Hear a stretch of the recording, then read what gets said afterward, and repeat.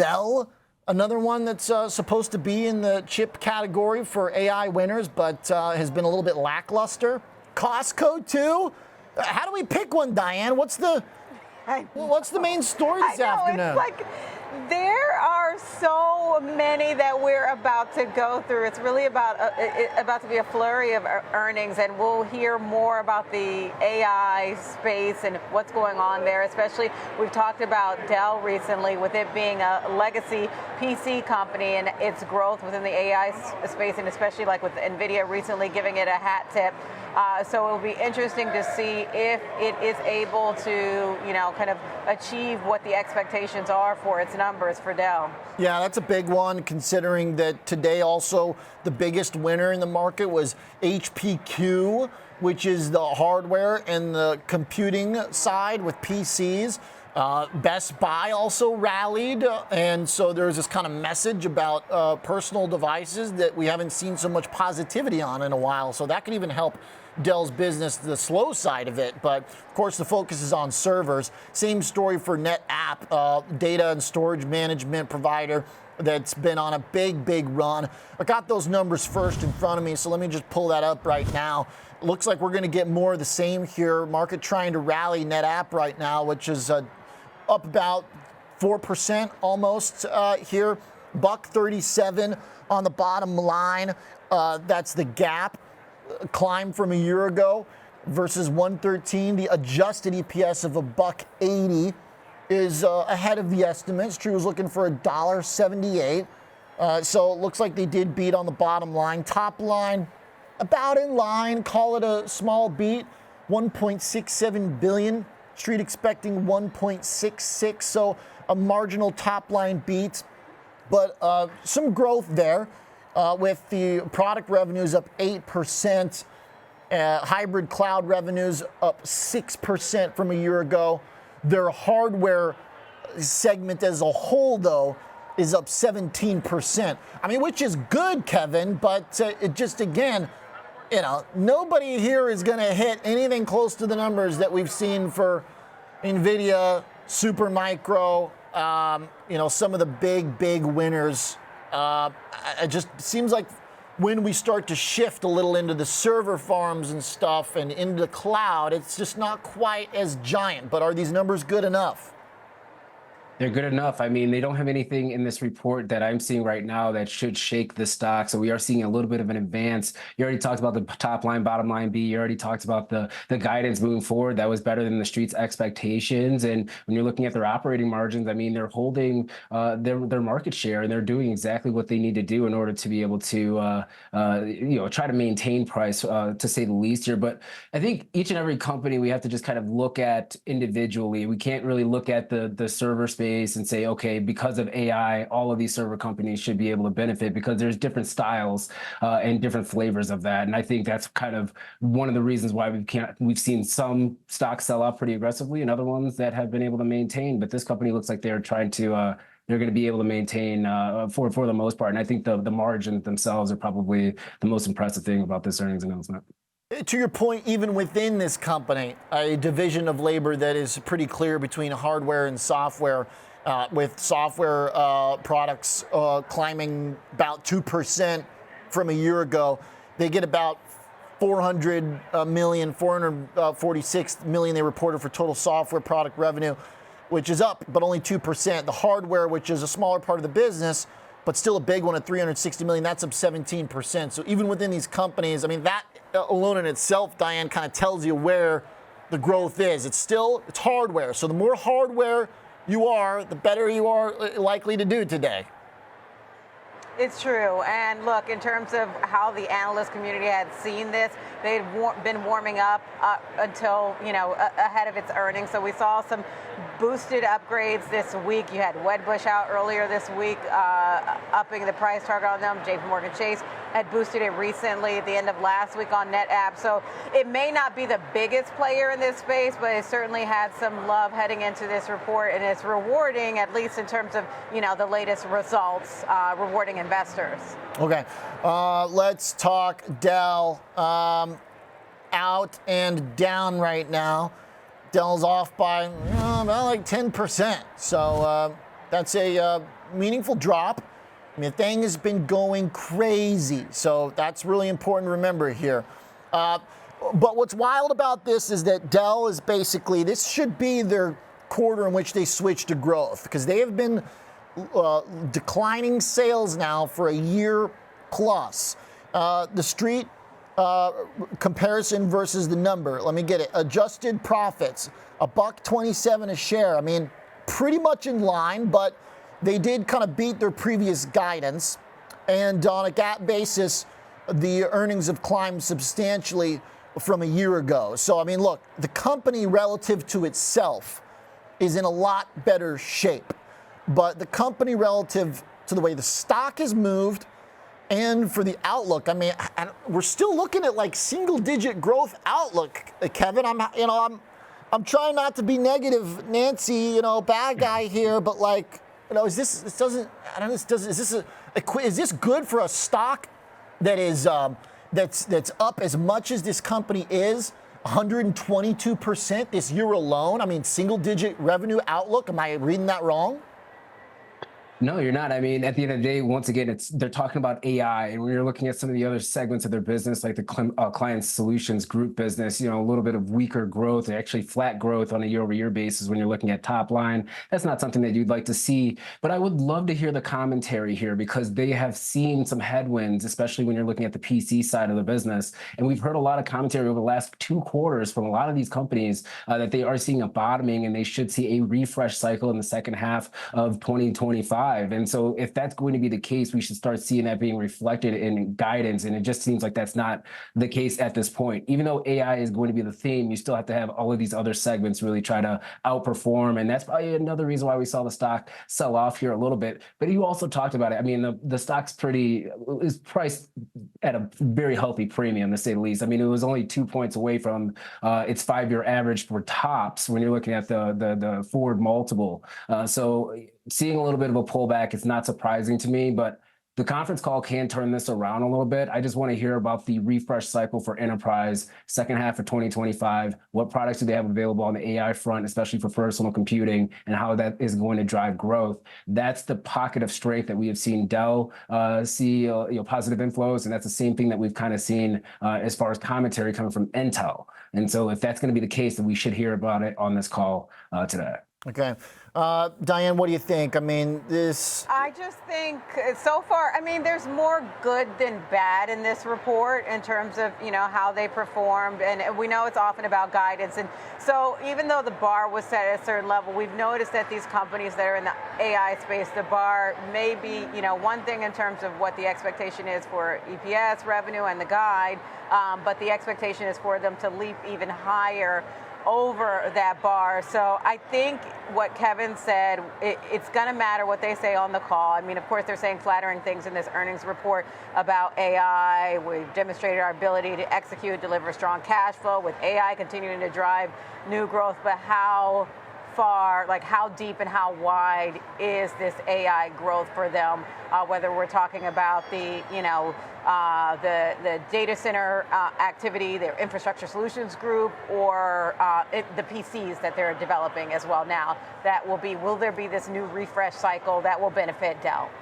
Well, it is the short answer, but is it some big revolution for them and some, highway to super growth? I don't know. I mean, yeah, they're up 20% for infrastructure solutions. I mean, that's very good. I mean, the servers, the networking business improving a lot, but just there's still a lot of drag from the old stuff. Client solutions are still down, and that's the bigger part of their business at $12 billion versus a little over $9 billion for infrastructure. And it's just, again, for the fiscal year, the projection is to hit, mid to high single digits. It's the knock-on effect from what we're seeing in this chip build-out, boy, it's there, but it seems fairly minimal compared to some of the narrative. But that's the part that gets hard to quantify. But that's why we've got valuations, KG. I mean, that's how you quantify a narrative, right?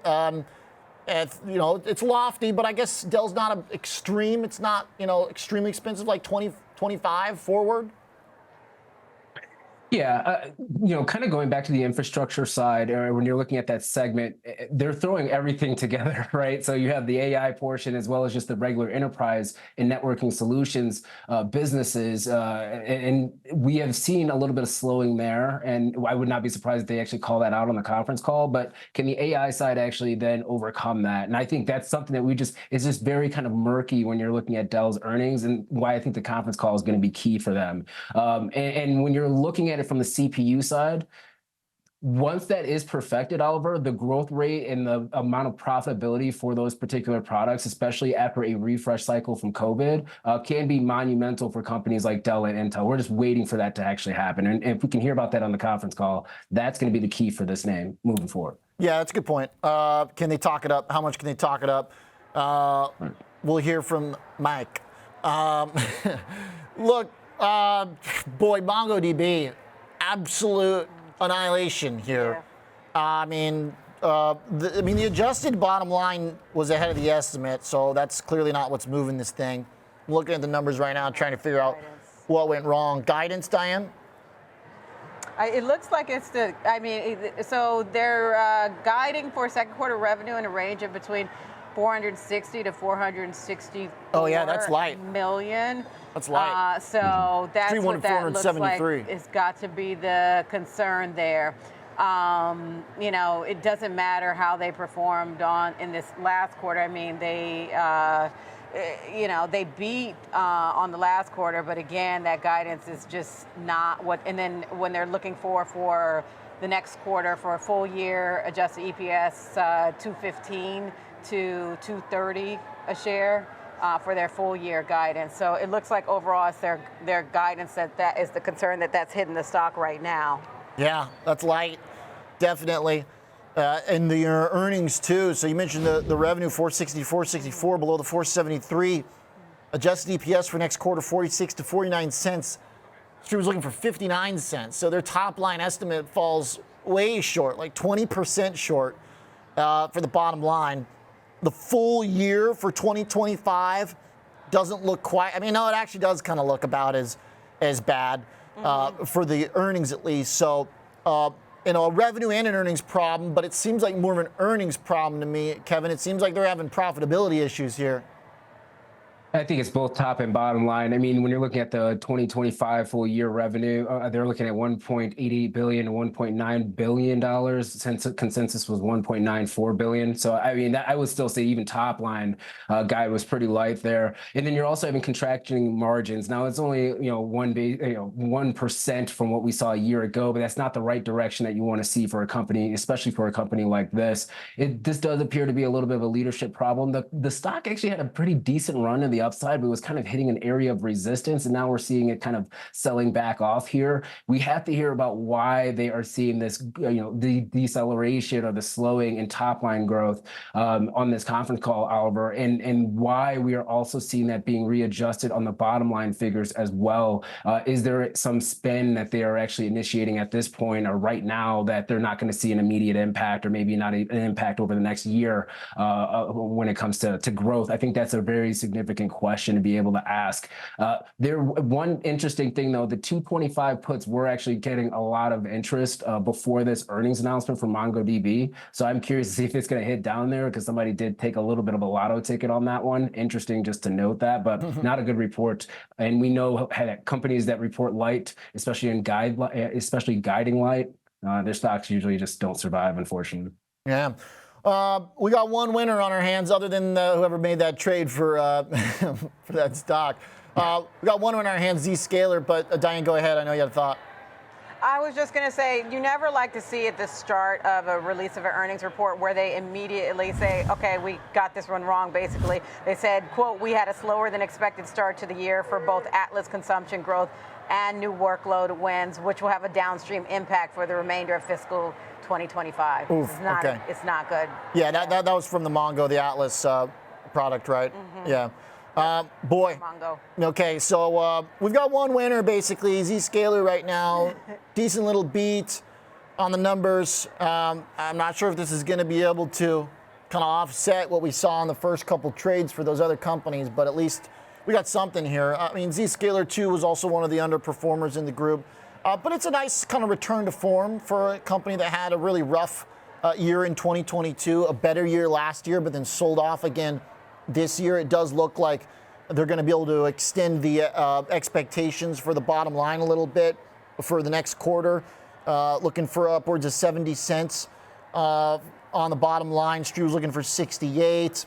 So combined with the revenue beat, trailing 553 million versus 536, trailing EPS beat 88 cents versus 65. I mean, that looks pretty good. Fiscal year billings too could get above the estimate, they're saying. So we've got a winner on our hands, it seems like, Diane. I agreed, definitely, and it's, you know, things are going in the right directions. You see growth, you see better guidance. I mean, revenue grew more than 30% year over year for ZScaler, and it just shows kind of the they're playing the sector right. There's obviously a need for this, you know, for what they do in terms of security. We know there's a need for cybersecurity in general, especially with this growth of AI and this explosion of AI. So it's nice also as we go through these to have at least one winner in the mix. Exactly. And it's also, too, because the cybersecurity trade has gotten really hammered lately, this is going to be a good relief. I mean, so many of those stocks have just been like taken to the woodshed. ZScaler to some extent included too, so a nice little rebound there I think is going to be relief to that sector. Just don't forget, you know, a lot of folks are trying to play Mongo through the cyber efforts from their products as well. So you know, give and take here. We got Costco out too. It's kind of business as usual at Costco though. KG, I'll give you the last thought. You can go where you want to go. Oh, yeah, just going to ZScaler, very low bar going into that report, so just keep that in mind. True. And then, two, it's trading at the price that it was trading at on Wednesday of last week, so nothing. It just was able to reverse 7 days of trading there. So decent report, but nothing too much on that front, Oliver. Yeah, true. All right, so the lower bar gets beat. Costco's getting punished a little bit. You know, we kind of did this last quarter again. I think it's sales. Sales are a little light. Yeah. Revenue's a little bit light. Earnings are B. That was 378. Revenue was 57.39. The expectation was more than 58 billion. And we'll need to hear more about the guidance for them. I'm not seeing the guidance yet. But, you know, I mean, look, Costco should be a winner in this environment. So we'll have to dig through these numbers a little bit more to see what's going on with the guidance, if that's a part of the picture here. You know, too, is the international, I think, will be interesting to look at for Costco because they've got, you know, almost 300 stores around the world. And when they opened the first one in China recently, it was a big deal. And so that should be kind of interesting. International comps were up about 8.5%. So, okay, there's the answer to that question. You know, total comps, not bad, 6.5%. I think the street was expected somewhere around 6. But, yeah, I mean, the bar is high for sure. And, you know, by Costco standards, to not, like, smash the expectations, maybe a little profit taking there. So, go, you know, get out there to your Costco in Colorado this week in KG and get spending. Yeah, you know, it's a. I don't. But you fish for your food. Just kidding. You're out there working for it. And we buy from farmers directly, man. So that's the way to go. Look, the sales, I'm not too surprised by that. Oh yeah, definitely. The sales, you have to also note too, there is a difference between the calendar year or the fiscal calendar year because we had 53 weeks last year too. So they did actually kind of call out that they actually saw about a 0.5 to around 1% adjustment to the upside and improved sales for this particular quarter too. So sometimes we have to kind of keep that in mind, and maybe it takes a little bit of time for the market to really digest it, but they're very transparent. They've been able to do a phenomenal job when it comes to their business. On the conference call, we are definitely going to hear about some of the new products and some of the existing products like the gold bars that could add some enthusiasm around it. I would love to hear analysts actually ask about a stock split as well, because a stock split I think would be something that a lot of investors are looking forward to for this name, and that could boost the stock to the upside. Got it. Okay. All right, we got to jump. Thanks, team. Nice work.